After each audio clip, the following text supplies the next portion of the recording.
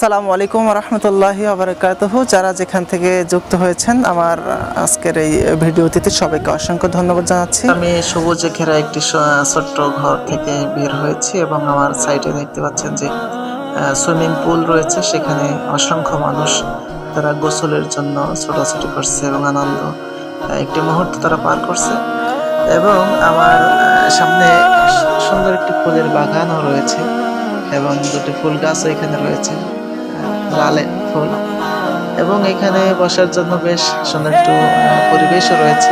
আমি বসার চেষ্টা করবো এখানে ইনশাআল্লাহ তাআলা। আপনারা দেখতে পাচ্ছেন যে পাশে একটি ময়ূর রয়েছে, ময়ূর পাখি। এরপরে সেই ফুলটা দেখানোর চেষ্টা করেছিলাম আপনারা। এখানেও সুইমিং পুল রয়েছে, আপাতত বন্ধ রয়েছে।